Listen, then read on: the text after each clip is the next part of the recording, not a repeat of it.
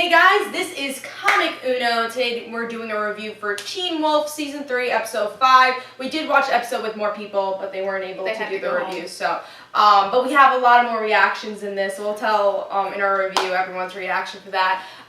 Before I start this review, just want to say this is the last video until my YouTube vacation, which is 2 weeks. If you want to learn more about that, check out the Comic Uno update video, important update video, and it'll explain why I'm taking YouTube 2-week vacation. And the next video you'll see is the Beware the Batman review, and probably Trinity War, the 2-issue review. But Beware the Batman, don't worry, I will have it. I won't have it exactly 10 a.m., but I will have it towards the evening or towards the night of that day. So don't worry, Beware the Batman, I know you guys are really looking forward to that review. It will be there. So this will be a Teen Wolf review. So I'm only skipping one Teen Wolf review, and then I'll be back also. But let's talk about this episode, Frayed, Season 3, Episode 5. Wow. It hurt. I like that we finally know Laurel's Frick, why do I keep calling her Laurel? Maybe because of Arrow. But Arrow, yeah, we were talking about Laurel from Arrow earlier, but Cora. We know Cora is 17. Which is good. That's a lot of people. I'm happy that we finally know that. I like her hair that we see in the light. Yeah, her hair actually looks pretty good. I think she has nice highlights. I liked her scene with Peter. That was a good scene. That was fun. Peter was fun. That killed sister. Yeah. No, I thought that was very good. That we got to see a little bit of the reaction with Peter and Cora. That was really good. We know Deaton's related to what's her face. Yeah, on the French teacher. The French teacher slash Big counselor brother, slash sister witch person. But yeah, they are related. That was a fun twist. That was fun. I mean, not a twist, but it's nice to finally know. Yeah, you know, confirmation, I would say, kind of. Good brother, evil sister. I thought that was just her just saying though, like, oh, you can't be like a big brother to Scott, but obviously that was like to her. But I understand the motives. At least we know that, like, she's not bad. Or whatever she is, she's doing something. Yeah, for she's a just reason that we'll get eventually. She just thinks it's right. I think she's just trying to do what she thinks is right. Yeah, he has his way, she has her. Yeah, exactly. Which is gonna be fun to see. I do like those two. I like that they're connected to Scott and everything. Isaac beating the crap out of Ethan. I love fight scenes. That was great. Ethan deserves it. And then Isaac, he went a little crazy, but I think that was more to confirm that Scott is becoming more alpha. Yeah. He really took the role in this episode, I think, with being alpha. I liked his voiceover as he was discussing what the hell am I doing right now. We heard the Deaton comment about leading that. I liked that was done. I liked that they experimented on flashbacks more. I know they did a really brief flashback in the season 2 finale with Scott and Gerard giving the medicine that was Mount Ash. Yeah, that was that was really about it. Yeah. This was the one that had a bunch of flashbacks, and you said next week also has flashbacks too, I think. Which one? This next week's episode? Not next week. No, this was the flashback one? Yeah, this was the flashback, and then we have, the next one's Motels California, whatever it's called, and then the after one is the Derek flashback, which is really a lot of flashbacks. That's seven or 8.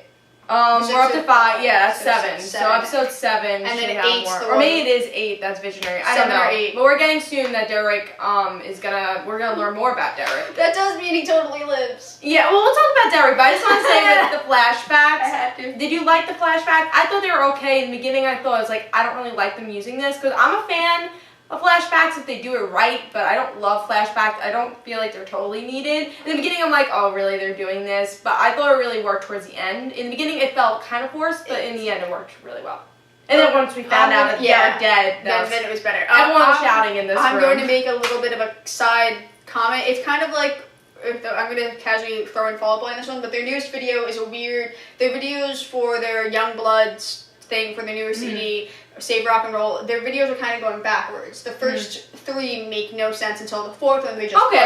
So it's like that. So and it's that's kind creative. of like, it's like what they did with this episode. None of the flashbacks made sense at all, so none of them really seemed necessary until we got the ending. And now when we rewatch it, we could almost watch it backwards. Not really necessary. Not necessary, but now you couldn't do what they did. We're pointing at TV, but you couldn't have had that battle with having the cross country and doing all that without the flashback. Yeah. So it kind of was needed. I think it was more of an experimental thing that I enjoyed. I love seeing that they experimented, but also this is a show where they kind of experiment a little bit too much. But I know it worked in this episode. It did work well. But in other episodes it doesn't work. No, this was they work with. Yeah, I was just gonna say that they experiment a lot with CGI, and I don't like that. That's a little bad. But with this, they experimented more with storytelling, and this was a good experiment for Flash. I like that they probably sat. They obviously think when they do the show, but this is when they really sat and said, okay, how do we make this flashback work? Especially with Derek. Editing wise, it's a pain in the ass. Just from playing with editing and just knowing about that type of stuff. It must have been just. But they did a good job with it. They did a great job. They made it more darker and then had a lighter part. I like that. I think it really showed at least how it was filmed, that how this was such a lighter episode, but it was a dark episode at the same time. Did they find an abandoned mall? Did they make an abandoned mall? I thought it was a mall. I think it was a mall. It had to be a mall. That's a mall. That. That's a mall setup. Yeah, that was a mall. It's a weird abandoned mall, but like, did they find an abandoned mall, or did they just take an old set from another movie that had an abandoned mall? I have no idea. I'm all fascinated. These are the things I want to know in my life. Well, you can definitely ask it because they have Jeff Davis does the question and answer stuff. I remember. Yeah. Boyd casually going wolf on the bus was funny, and Styles making the guy puke was mean but funny. Hey. It worked. That's what I was gonna get back to. I thought this episode was really like dark and funny, which reminded me of Josh Whedon's work a lot. How he does, hey, you know, once we get dark, we gotta have some laughter. And Styles is hilarious. Styles texting. Yeah, that's. I knew you were thinking about that. Yeah, that's why I'm just. She knows me well. Yeah. Yeah. But him texting was hilarious. That was again. That's what I thought I loved about this issue. Comic book reviewer. Okay, what I loved about this episode was that it was funny to make us forget about Derek a little and then remind us about Derek being dead. But the way they did it was really well written. And I think with Tyler Hoechlin saying, yeah, that was mean. That was so mean. On Twitter, he's like, goodbye, guys. I hate saying goodbye. It's like the first 5 minutes. So everyone then we all just dead for, or at least Katie and I and her friend, whose name I feel really bad that I forgot already, but we all just were like, no. I called my friend and made her scream because I'm a mean, vindictive person. I'm not vindictive because sometimes. I think we all knew that Derek wasn't. At least mine. That's why I wasn't worrying. Knew he couldn't be. I wasn't worrying because of that. I just knew. Part of me had a feeling he wasn't, but another part of me was like, why are you doing this to me? But the scene, when they started the show, the teacher, again, I realized it was coming from, there were certain scenes in this episode that were in the preview reels for this season. Yeah. Like the fight scene with the twins. Yeah, true. Like some of it made my brain, some part of my brain was like, he's still alive, but the other 99% of my brain was screaming he's dead, and then 1% was like, no. But they did that on purpose. They did that I like that they did that. For a reviewer, I knew he wasn't dead, and that's why I was like, all right. I know he's not dead, but for a fan, like, you're still like... That was still... Coke going crazy, yeah. Coke works. But yeah, you're going a little crazy with that. I thought that was very well done, and I think that's why the flashbacks did work with Derek, and I loved who he ended up with, and how Jennifer. Now the bloody handprint makes sense, because in the previews we didn't know who the hell Jennifer was. She's just a woman. It's like, why is Derek Jennifer I like also, I like her. I know some people don't. English teacher, so as a nerd, I'm like, writer, I'm like, English teacher and Derek, yay. I like it. I think she has a good personality. I like Carlton. Watch Fresh Prince of Bel-Air. To get that reference. It's not unusual. Yeah, that was a good pun. Yeah, but I thought that was really good. I like the teacher a lot. I know Stark fans are not gonna like it, but I like Stark. I do. But I like Stark shipper, and I still love him with this Jennifer. Yeah, I think that's kind of cool, and I think it really works. As a side note for Stark, they're not ready right now. God damn, people can write angry comments. I hope they don't write angry comments, but no. Honestly, I don't get that many Stark angry comments on my videos. Then I honestly don't think either of them are ready for it right now. I want him to have an experience with someone that actually is nice, like an English teacher. And he's Derek's happy for one. Yeah, I just want him to have happiness. Happiness. It's not forced either, which is really nice. And not that Stark is forced, but right now I want their bromance to continue being a bromance before any romance not ready right now. It's not. Destia wasn't ready right away. I shipped them from the start, but they still weren't ready. That's Supernatural. I don't just watch saying, it, but she knew that part. But like, it's some couples just aren't ready right now. Scott and Isaac. Sorry, that's another one. But that's one I don't. That's a bromance. That's more of a bromance, but I totally see why people. But I also like that they're not doing a love triangle with that. No, I really have. Allison liking Isaac, but I like them more as friends. But going back to I want Isaac and Cora though. For a reason. That could work. That I get. That actually, I felt they did hit. But going back to now, Allison and Scott, just because of they're gonna totally get back. I thought they did a really good job with this. I think they were likable. Like I never hated their relationship. I just never really particularly shipped it at all. Yeah, it kind of made me go, oh, you guys. I actually liked them a lot here, and Allison was the really best character here. I feel so bad she's freaking hallucinating her mother.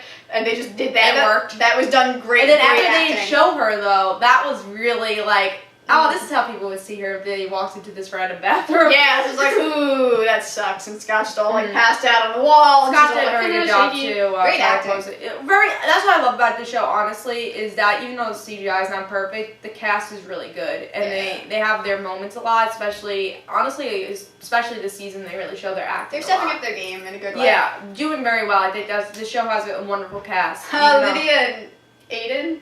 Oh yeah, that was good. Lydia is good for Lydia, getting it on. Good with Lydia. Yeah, but with Aiden. But not with Aiden, but good for her. Good for her though. That was just a Lydia moment. That was a Lydia moment. And I heard we're getting more styles on Lydia. Hopefully, finally, every review I say this. Hopefully, we'll finally find out what's going on with Lydia in the next episode. I like that we didn't get her screaming at all this one. I just realized that. Yeah, except in the beginning, the flashback part. You know how they recap the episode a little. That's where we saw her screaming. Yeah, but in the actual episode itself, we didn't. Yeah, we didn't hear. She had a good moment here. Yeah, her styles was her moment talking about let's go fix Scott's wound. I love that moment because I really loved Lydia, Styles, Scott, and Allison in the same room just trying to figure something out because that's their pack. That's the pack, and I loved it. And we haven't seen Lydia do that. Really at all. So that was probably one of my favorite parts in this episode because I love those type of things, but really like that. The Cora scene when she's talking about why the hell Scott is at that moment, it's like younger sister being pissed because Derek's kind of treating Scott almost like a younger brother. Oh yeah, I think. Sorry, my brain. I know it hit before, but like it just like re-clicked in my head. Yeah, I think we'll get more about Cora because I think that's one of my complaints. I really want to like Cora, but I don't know much about her. Yeah. But you could see the jealousy, which you totally understand. Yeah, I like that, and I'm excited to see how that goes. And she reminds me. Then she'll go to Isaac for jealousy issues. So yeah, and then we'll have that ship. But one thing that Cora reminded me of was Faith from Buffy. Yes. I think really a lot, and emotionally I guess too, but because they're always angry. But I think they both remind me of that character. But the one thing I think they should do better, which we were talking about a little bit before, is character arcs. I feel like they don't do them the best. They haven't focused. They've focused on ripping our hearts out, but they haven't focused on giving us specific episodes. Storylines, they're very good. But character, we make it up in our heads. Like a total, which is awesome as a fan, and I like doing that, but I want the show to sit around and go, we're going to make a Lydia-eccentric episode. Therefore, we're going to focus on all these little things we have left out, and now we're going to make them make sense. And now, since Scott's our main character, we're not going to touch Scott, we're going to touch Isaac, and then we're going to touch Boyd. And I make this show really... I love this show, don't get me wrong, but I just think the writing better. Maybe if they don't even do an episode, maybe if they just do... side story, not even behind the scenes, but like a side story. I know what you're saying, like a B story in this where it's all about Lydia, and they've done that in the past. They have. God, they gave every character in True Blood a freaking plot. If True Blood can do that, then so can freaking Teen Wolf. Yeah, their writing is better in my opinion. Yeah, crappy teen show, teen show, but MTV show. You could say, but I agree with that. I think Teen Wolf has so much. I think what I love about Teen Wolf, it has so much potential, but they do have stuff to work on. Now, Claws Girls threat to oh my god, Claws Girl, whoever her sliding down the wall. Yeah, that was just no one likes her. One thing I said, I think they try to make us like her, and that's like, oh my god, this could be the character everyone likes, and now everyone hates her. I didn't even know about her scene of her falling down the wall. I didn't touch. Yeah, me too. I didn't touch Teen Wolf Tumblr yet. I was on it yesterday for the question and answer thing, but I don't really go on Tumblr that much. Think about that, but oh my god, that was hysterical, you guys. That was crazy. Oh, and the coach is great. Coach was the best. Hilarity was Coach. He was great in this episode. Whistle. But let's, I guess, wrap up the review, or else we'll go on forever with a tangent. But I'm gonna ask you, what did you think? Rating, good things, bad things. Okay, 10 out of 10 for just rip your hearts out and cry. Well, full rating, like full rating. Full rating. 9.5, I guess. I don't know why I'm not giving it a 10. Probably because I'm irritated about some questions not being answered. So like the last minute, Derek. They always do that. But like, I understand. I totally get it. But like, I'm gonna give 9.5. 9.5. For me, I'm gonna give this a 4.5 out of 5. I thought this was probably the best rated episode so far of the season, and I thought it was very well directed. I thought it was a lot better than the episodes before. It didn't feel like a filler. Stuff happened here, and it actually worked really well. I really enjoyed this episode for a Teen Wolf episode. I want to see more. I still don't think this is gonna be. It's the best episode, but I think definitely for a fangirl. I think with the Derek stuff. But as a reviewer, I think I would give it 4.5, which is great. I just improvement from previous. Yeah, great, 4.5 out of 5. Yeah. Yeah, I mean, I just can't get to that 5 out of 5. I wasn't like, I have to watch this episode over and over and over. I definitely could watch this episode over again, but yeah, I can't watch it over and over. Like, this is my favorite episode ever. I thought it was really well, good episode with laughter and it was a really good balance of rip your heart out and laugh. Yeah, which is the Josh Whedon type of thing. Yeah. A trope, I would say, even. Which is a good thing. They need this for this show. And they do that really well in this show, which I think is great. So 4.5 out of 5. 9.5 out of 10. Yeah, which is different rating system, but yeah. it works. So, yeah, so definitely a good episode. Watch it. I think it's the best episode of the season so far. I really hope there's better episodes. Once we find out where Lydia's headed. Yeah. I know once we find that out, that'll be my favorite episode of the season. So when we do find that out, I'll be very excited. Again, I won't have a Teen Wolf review next week, but the week after I will. Damn it. So we'll see you guys later. And guys, it's Comic Uno, and I hope you guys follow me on Twitter for Comic Uno. And they're in situations. You want to be followed? Morganstein17, you should be used to me by now. Just pop up at this You rate. just pop up as I just pop up out of guest appearance all the time, especially Teen Wolf and television shows. Right. But we're gonna actually make a video on Mimi's channel for so far this season as a whole. Maybe if you want to do just Teen Wolf as We'll a play whole, around with it. we'll see. Yeah. We don't know, but we are making a Teen Wolf video. If you enjoy that, and I'll put the link in the description below, and I'll also annotate it. So hope you guys enjoyed. This is Comic Uno, and I'll see you guys later.